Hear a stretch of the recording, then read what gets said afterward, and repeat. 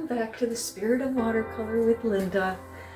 We're going to look at this book called Painting Detail in Watercolor. There's so many different ways to achieve detail in watercolor, and this is something that we'll do after we do the paint washes, the watercolor brush techniques such as flat washes, graded washes. We're going to get from the loose, wet on wet, and so forth, and then when those dry, then we get into details. And so there are ways to achieve that, and this book is by Michael Warr, W-A-R-R, Painting Details in Watercolor and Other Water Media. Okay, and the cover is completely different now if you order it. So it's going to have a still life that has like bread and cheese and a knife and a red border around it. So you'll see that, and you can order it still, even though it doesn't look like the same book it is, I'm pretty sure. There may be some additions to it that I'm not sure of, but you can order it and it's not very expensive. We have looked at many different ways of getting detail already in previous videos, such as we've done sponging, which is a way to create watercolor detail. This is ways that we don't use a brush, and we don't use pencil, we don't use drawing. Of course you can get detail by watercolor pencils, colored pencils, like I said, pencil, and so forth. But this is ways to get details where we're not just drawing every little line and every little mark. This is like if you want to get a mask, hard-edged like details. So like textures is one way, and of course sponging. We've done some of these things where we use granulated paint. Go to those videos, okay, where I talk about that and I show you how that looks and how you can use it. And I've done a lot of sponging, and saran wrap creates hard lines. These are in here also, okay? Aluminum, there's things in here we haven't tried, okay? Aluminum foil we haven't, but so some things we have, some we haven't, okay? And what I want to talk about is getting into some of the ones we haven't done.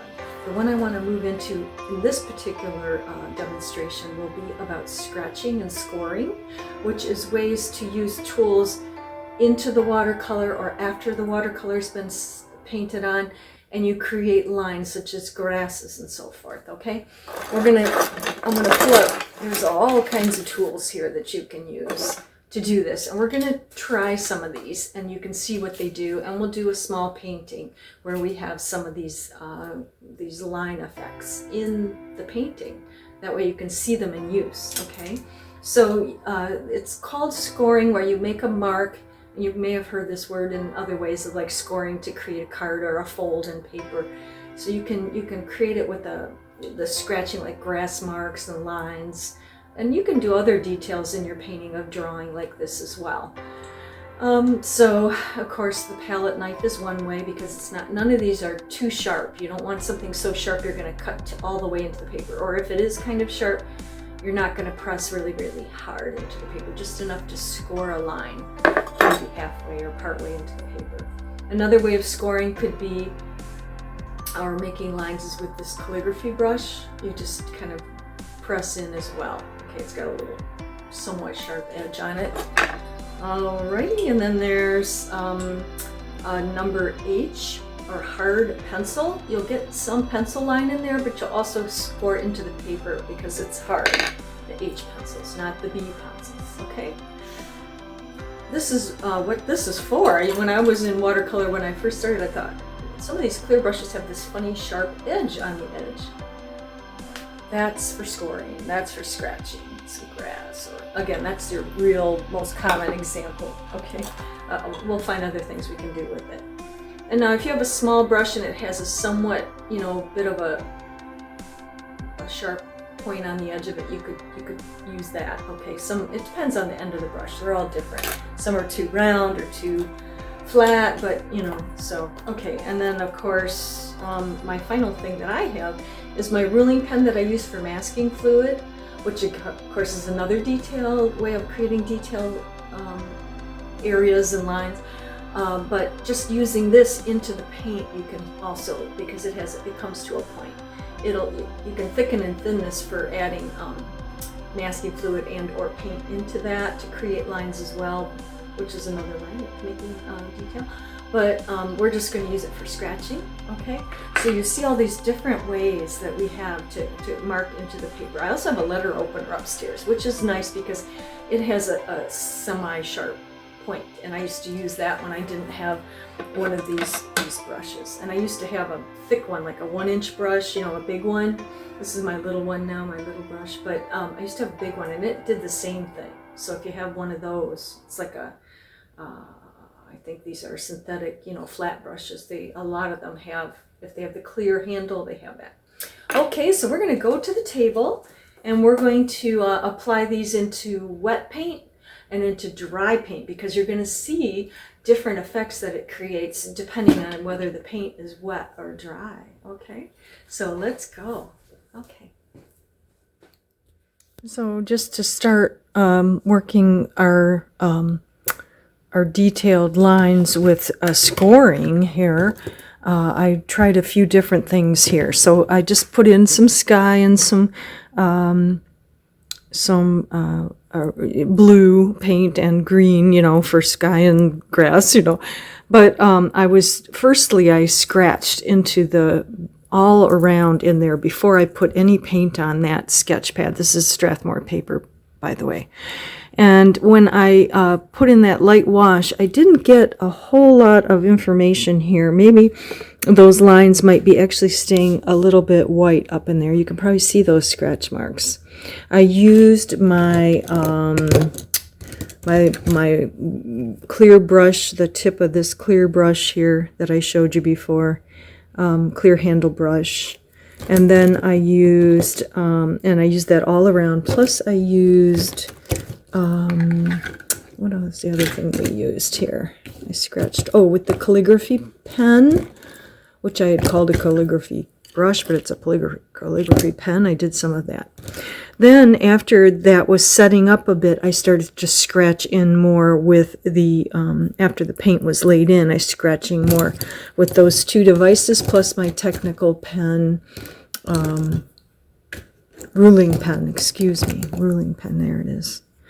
And I found that the color comes in when I do that, okay? So that's happening, and the more that paint was, you know, the heavier the value of paint, the stronger the dark lines were happening because it was flowing into those as I was scratching them in.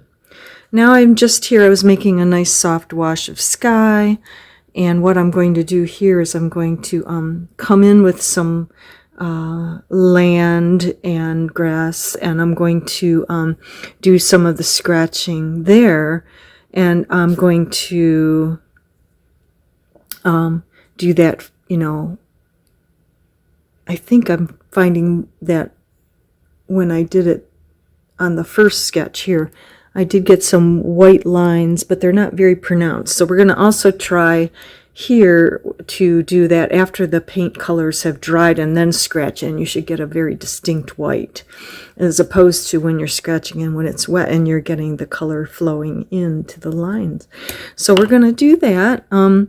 But first I'm just going to let this, I just was playing around with some clouds and some perhaps water here, you know, and then we'll get this land going here. And we'll play around with these scratching and scoring and see what we can create here. All right. So here I'm just laying in some, like I said, some land, and I'm letting it flow into the wet of the water up above, because it creates a nice, soft, interesting texture here. As you see, it almost like grass is coming up in, because the paint is still wet, flowing down from the water's edge. And then I'm going to come in and just, with a flat brush all the way through, this is my flat brush stuff I love to do. You get a lot of information on a bigger brush quicker, so, all right, let's see here. And then we'll, if we want to bring in some grasses, we're going to do that in just a moment. Okay, let me see if I can make this smaller. Not really, okay. So yeah, that looks nice already. I'm going to just do a little bit of scratching now while this is wet, and I'm holding my camera, so let's see how this goes. Let's take our wonderful thing here, and we're just going to pull some grasses of brown up, okay? And you're going to see that you're going to create some dark, see those dark lines? Aren't they wonderful? And that's not so hard, is it? Okay, different lengths of grasses coming up here. Okay, how about that? And we can bring in whites hopefully later on. Okay.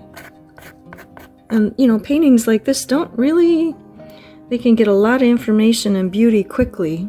Now the darker the paint is here, as long as it's wet, let me get my edge right, the darker the line should be. Okay. I'm sorry, the motion is a little, but this is creating those grasses. Ooh, there they are. Okay, nice fine detail. You want detail? There you go. I'm going to try something else. That's my back of my brush. Ooh, I have a bigger brush. I have two of these. This one's a little bit wider, but that's going to do kind of the same thing because it's a chip, like a chiseled edge. Okay, let's try our ruling pen. This has many uses I've found. What's this going to do? Let's go over here to maybe this spot. As long as the paint's, yeah, it's still wet. Okay.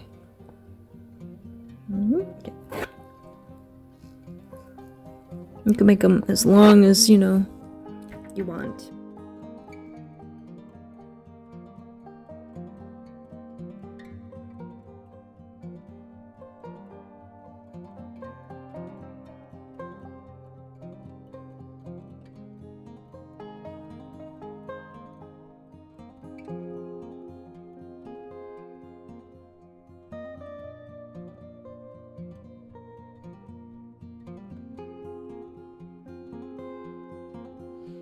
So I've been practicing more on these two pieces, the Strathmore paper sample, and then also on my, what I'm calling my actual painting on this nice Stonehenge paper.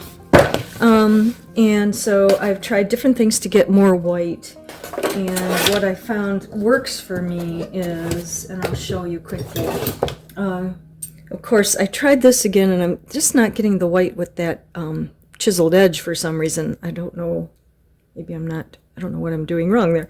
So I found a little bit pointed more edge is my old letter opener. I actually keep going upstairs and using them. I have to order one for the studio.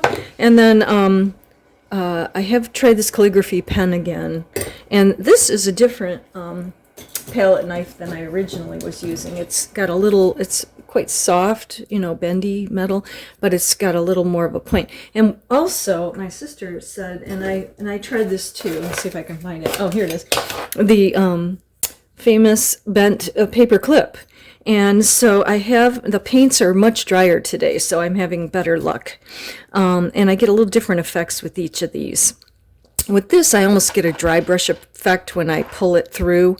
And I'm going to see if I can find it. Well, let's try one here. I'm going to get my magnifier so I can make sure I can see really good what I'm doing for y'all. But I just get in there, and I've been going up against some of the other grasses I made with color and pulling like this up, and so it gets a little bit like a scratchy because it's quite sharp here.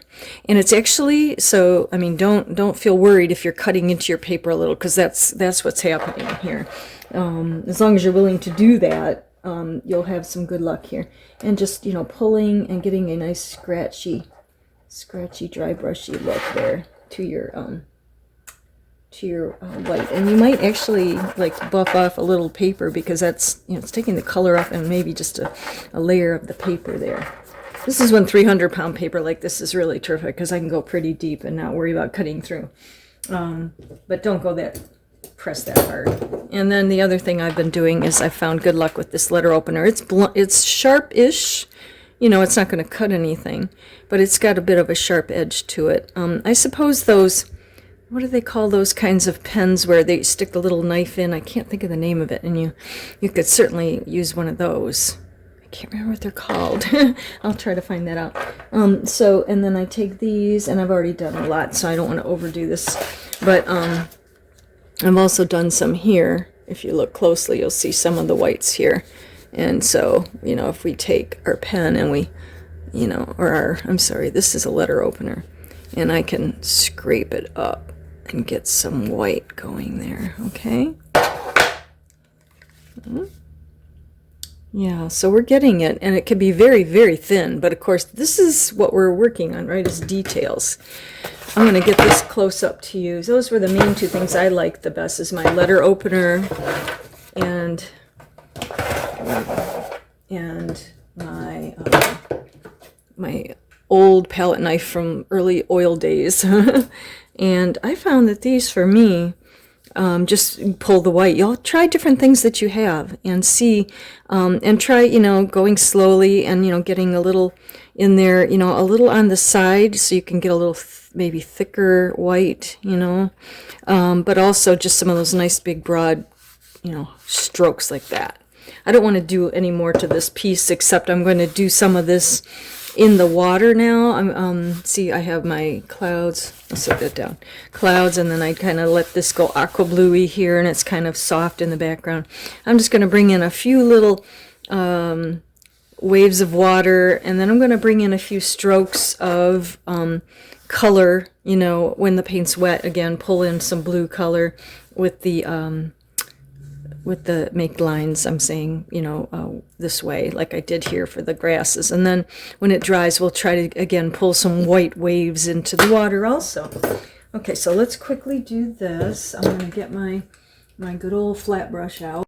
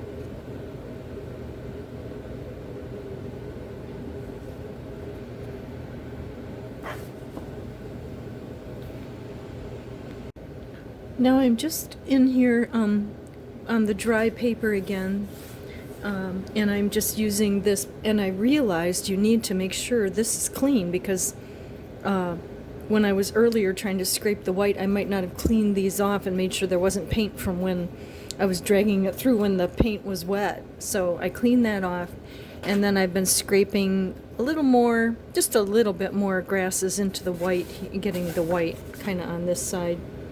I hope this is visible through the lighting here. There we go. Over on the side there's white.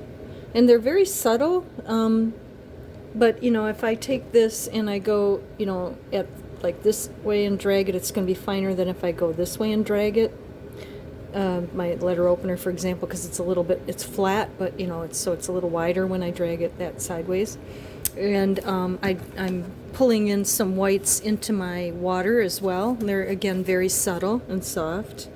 I'm not real sure how much they're showing up, but I'm just, you know, this is dry paint and we're just dragging through. And getting, so we had the blue lines because we did it when the paint was wet, and then once that dried, and I wait like 24 hours usually to make sure this is good and dry in my basement. If I was outside it might dry faster, right? But in the summer. And then we just, you know, pring through these lines where we want them to create just subtle small waves. And so I like what I have so far, and you know, to finish this painting, you know, I need to just define maybe the background mountains a little bit, or hills back there. I may not do a whole lot to them because I like the softness, but I also I like the foreground, and I don't want to do too much. This sandy beach area is going to just be a very soft wash of color. Right now I even like it white, but it's a little too white, so we're going to have to make a decision on that as well. So maybe tying this all together would be whatever's in the background, a little subtle color there, and bringing some of that subtle color up here. But other than that, this was mainly about our scraping or scoring with our devices. I think it was pretty successful, and I hope that you are excited to try this and get out your tools that we showed you at the beginning and try them. You know, take a sketchbook and do some of it, but also give it a try on your more quality paper, because it's going to have a little different result than the, you know, I used the Strathmore paper before, and it works. It's just that it might respond a little differently on different paper. So there you go. All right.